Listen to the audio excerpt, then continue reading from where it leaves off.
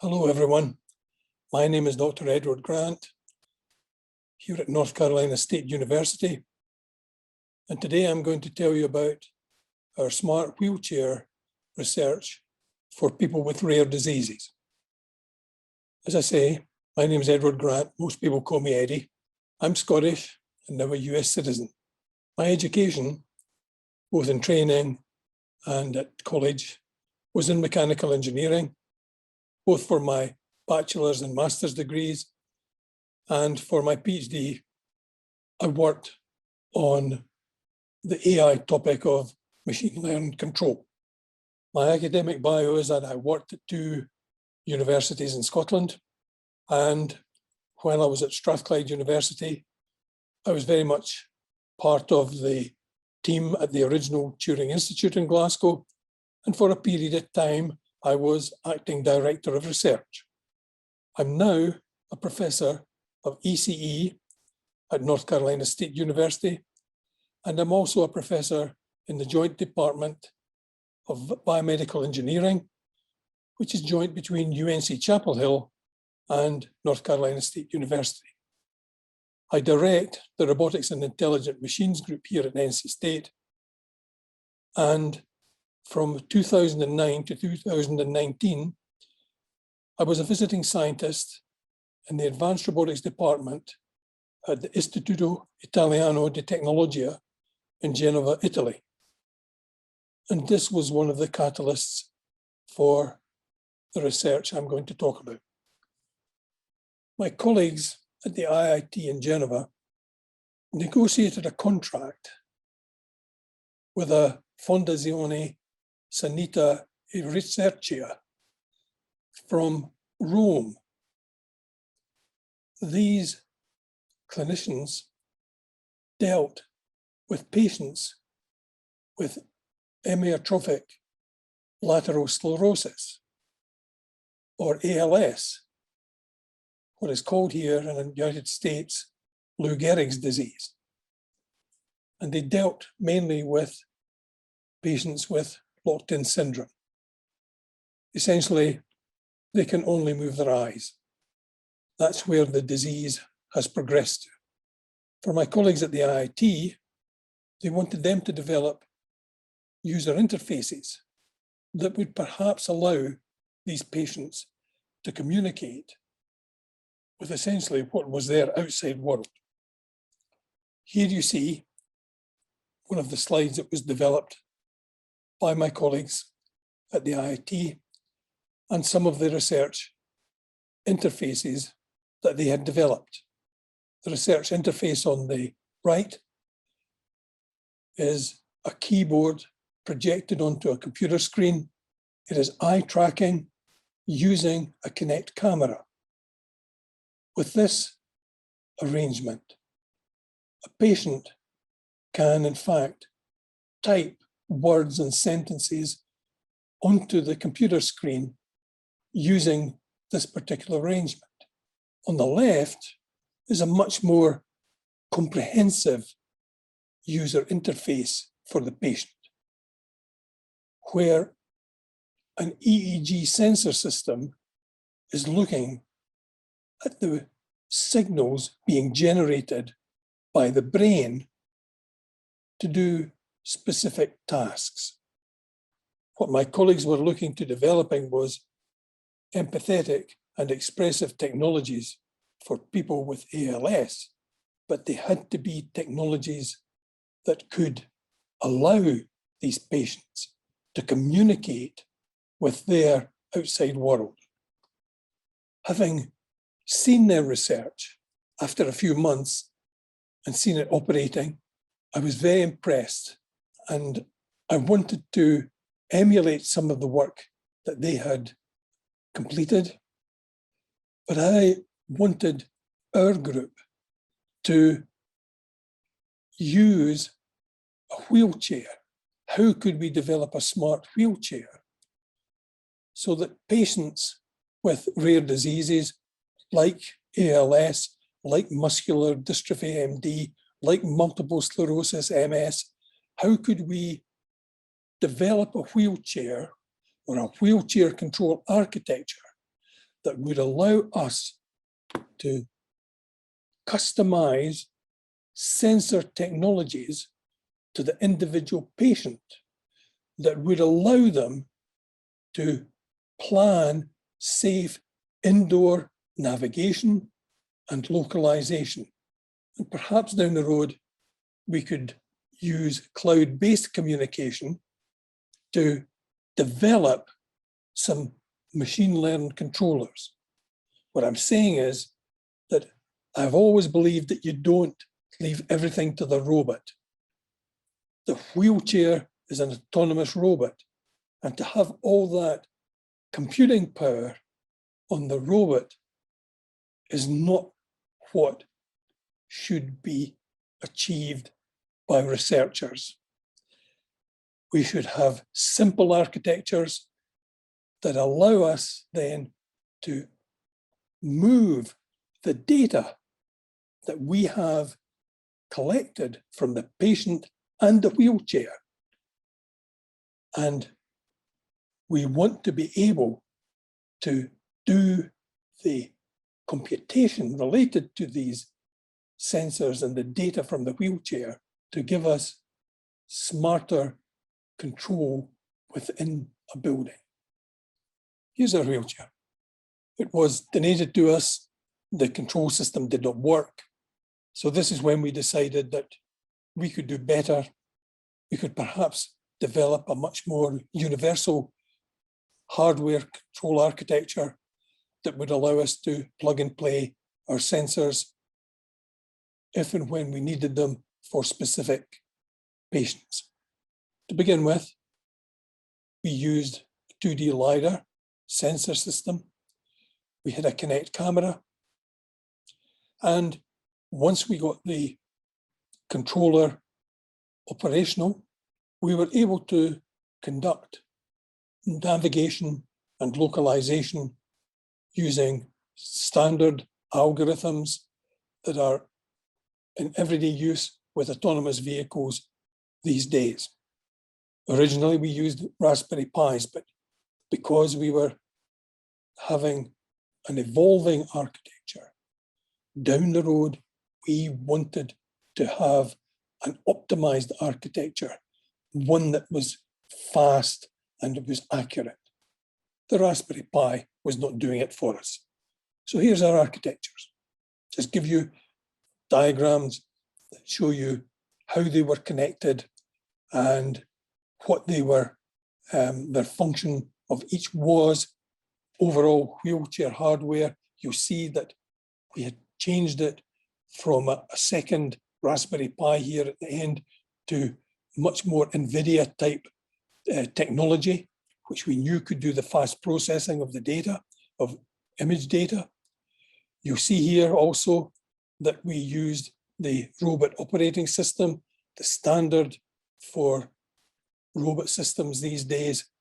And it was all very straightforward, nothing complicated, nothing fancy. This was our universal architectures for building our universal controller. At a higher level, at some point we were hoping to be able to move to the IBM Watson in the cloud, but that would require additional technology. So in the early stages and these early experiments and the like, we concentrated on the localization and navigation for the autonomous vehicle inside a building. Here, I show you a video on simultaneous localization and mapping, which is a standard these days activity for autonomous vehicles. And my students, Abhijit and Lakshay, that you see here, conducted the experiments. They got the architecture, the original architecture working. Then they loaded up the algorithms, got them working. And this wheelchair, you can see, could in fact navigate the corridor. They did some extensive experiments where they had dynamic objects suddenly come into the navigational path of the robot, and it was able to then compensate for that and navigate around a dynamic object, so that we've got quite a bit of experience and we got quite a bit of confidence that the architecture was slowly but surely optimizing. Our next activity was one that was mentioned to us by an ALS patient, and it was on voice control. His concern was that at some point he would lose his ability to speak. And even though he would lose it eventually, he wanted the system to be able still to navigate as his voice and accent deteriorated. This is when my students played a joke on me, along with my sponsor, IBM. So we took samples of data, we found a database with a huge number of accents, and we trained the system to follow voice commands. Now, where the joke was played was at a demonstration of voice control when my sponsor at IBM went behind my back to the students and played this joke on me. So I arrive at the demonstration.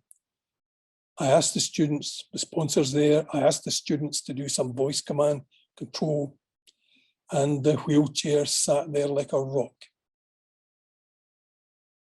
Then they asked me to give the wheelchair a command, and the wheelchair followed my commands.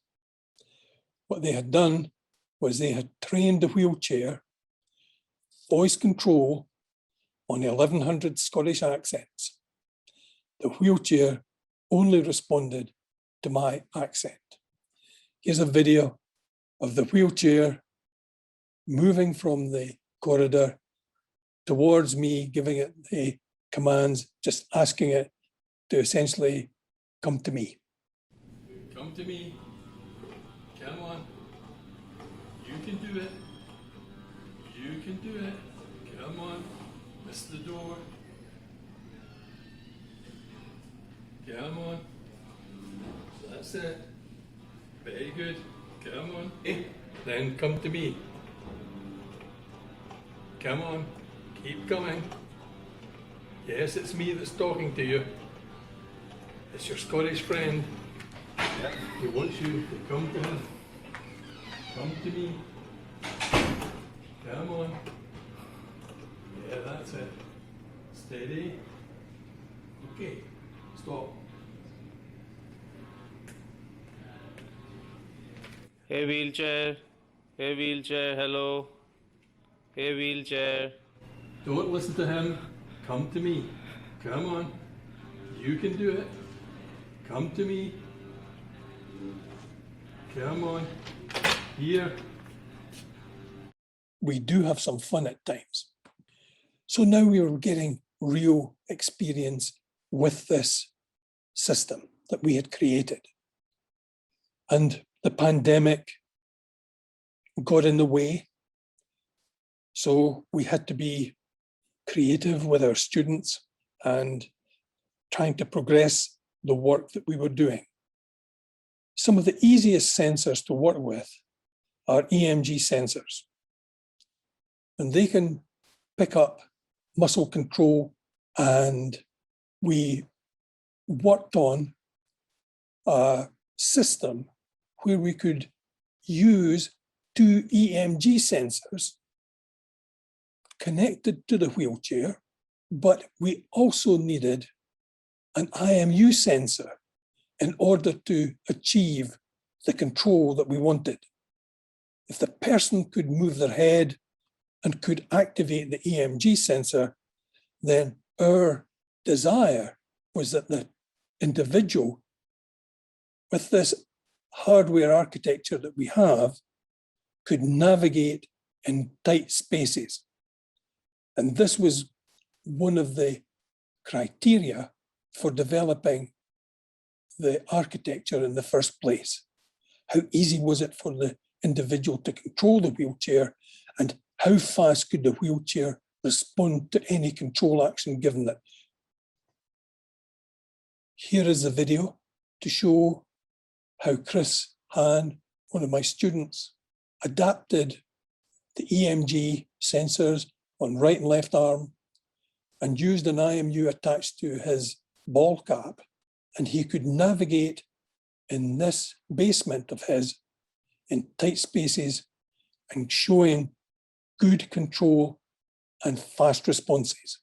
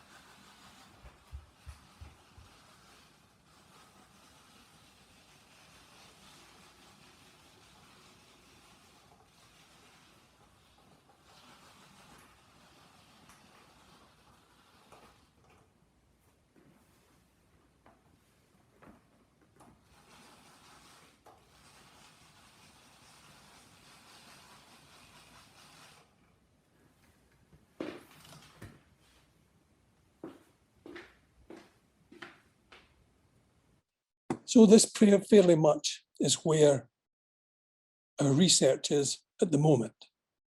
We have been donated another wheelchair that we're going to convert similar to this one here. We will have cooperating wheelchairs if we want to go that way. We want to use some of the moat technology that we developed way back for colonies of robots that we had that would communicate with one another and collaborate with one another. We want to be able to have the wheelchair collaborate with the person. We want the wheelchair to be able to collaborate with the building to give it a great deal more autonomy, give it more smarts in changing environments. The second wheelchair will allow us to then do some of the future research we intend, and we can share this with you. If anyone is interested, we can share with you our hardware architectures, and we can share with you how to connect a system like ours and be able to conduct experiments with smart wheelchairs. These projects don't run with just one person. I have to thank our colleagues at the IIT in Geneva, and in particular, Leonardo and Giacinto and Nikhil. Leonardo and Nikhil are two former students of mine. here at NC State, I had a terrific group of students that have all contributed to the project, and you see their names here. And John Hummel. John has muscular dystrophy, and he was one of the first people that I came across that wanted to participate, and his family wanted to participate. My friends over in Industrial Systems Engineering, they helped greatly by developing and building the boxes on their 3D printers so that we could make a good compact architectures and houses for our hardware.